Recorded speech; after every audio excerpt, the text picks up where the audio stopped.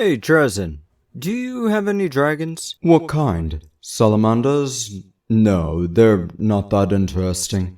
Sure, they can survive magma and lava, but many animals can do that. The machines that some humans name?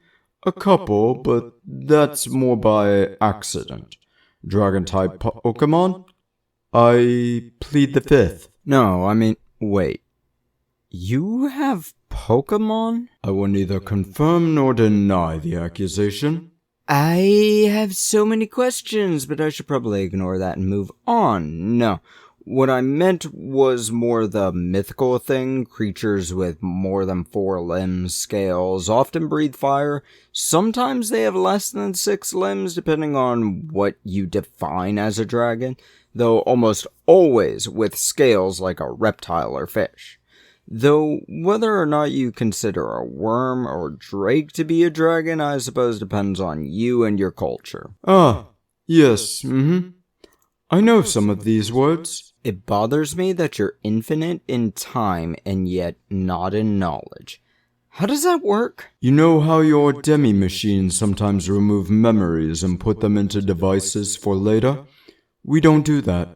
Our memories are limited like your own. Sometimes memories overwrite memories. Oh, interesting. Honestly, I like learning about things, even if this new information I'm technically pulled out of my ass for the purposes of these skits. Hey, I do similar with some things I keep in my museums. I have a whole squad of Chaos Terminators constantly waiting for them to make a new decision, but they can't recall making the first decision to begin with. It's a complex cycle, but it's very entertaining to me. I think I saw that animation on Warhammer TV, but Dragons, right.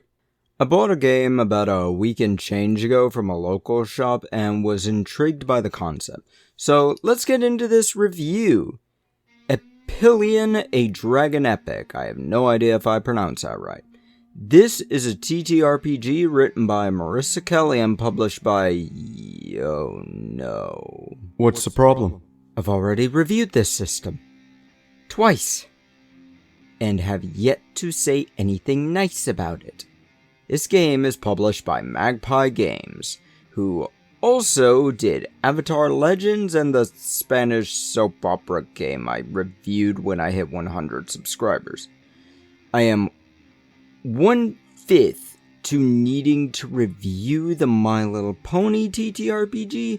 Hopefully that's a good ways out and there's not a sudden influx of subscribers because of this embarrassment situation. But looking at this game, we do still need to have a bunch of junk to go into for it, because this has different systems than either of those I reviewed before. In this game, you'll play as an actual dragon. A baby dragon, in fact. And your goal is essentially to make friends and collect shinies and to not die. I think. I'm not sure if there's actual combat, but given some of these classes in this game, I'm pretty sure there is a martial thing to this. Chapter 1 of this book is a lore bit, which this whole thing reads like a furry story. Shit. Actually, is this book... given the publishers, I wouldn't be surprised. But Chapter 2 is character creation. It starts with telling you to choose your class, then name, then your color, which actually does have a mechanic apparently, your house, which was in Chapter 1, then stats and several other things. We'll hit the important stuff that I can actually talk about. So let's start with the stats. There's 3 of them: charm, courage, and cunning. The descriptors read like a Redditor's first fanfic, but we'll skip the descriptors because they don't actually describe anything. You'll add 1 to one of them of your choice, as your playbook, or your class, actually chooses your stats for you. Friendship gems are a mechanic in this game. They look like they're sort of your experience points, kind of. Avatar Legends had a sort of thing like this, and I didn't like it there either. I'll touch on the classes in just a moment, but there's only 6 of them. I need to look at the moves, as they are poorly explained and very important to the game, similar to Avatar Legends. And what are the moves? Essentially, you just have to figure them out yourself, and your GM asks you to roll whatever seems most appropriate. God, I hate this game so much. And as like the other 2 games from Magpie, you'll roll 2d6 and add the score and any bonuses the GM decides to give you.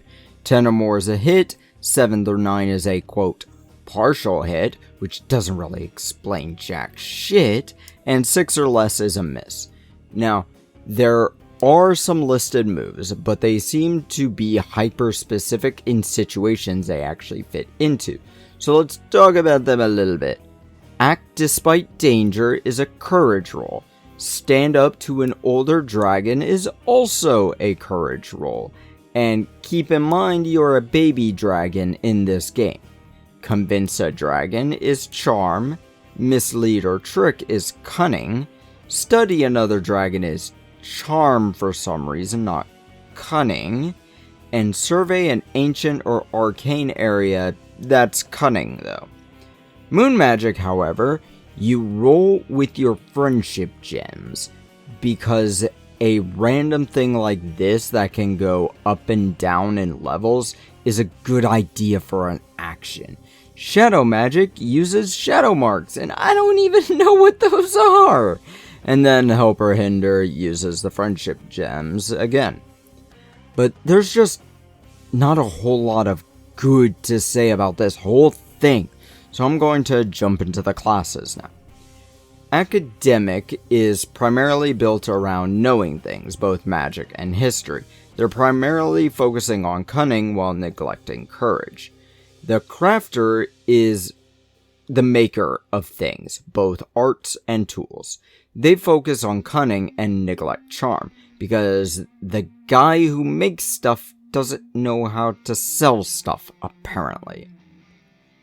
Daredevil is a courageous motherfucker, with a focus on courage, but for some reason neglects charm, because Johnny Blaze wasn't charming.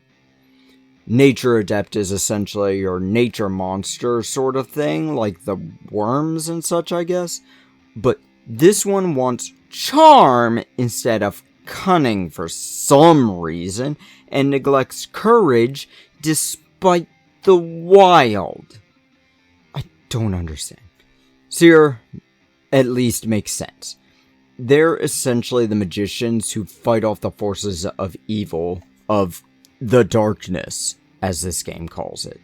They want high charm, but wait, low cunning? Why? Why is anything low for this? Warrior's the last one. High courage, low cunning, despite the fact that this one should have the low charm. Of course, this whole game is about avoiding fighting, so a warrior class doesn't make much sense. This whole game is just a mess. I can see what it's trying to be. It's trying to be a fancy idea that so many comics on the internet are. Who's seen those little comics with the little baby dragons that are just like absolute chaos? I'm certain those comics inspired this game. In fact, the art in the book actually looks like those sort of comics. So this game has a shit score, 60%, similar to Avatar Legends and Passion whatever the hell. Honestly, I need to find some good game from this company. Perhaps Masks? Maybe Root? I'm afraid to go into Urban Shadows because it's the same price as Avatar Legends, and I'd be worried it'll just be the same thing. Now, I'm going to work on next week's video already because I got some time off real soon. Shove off.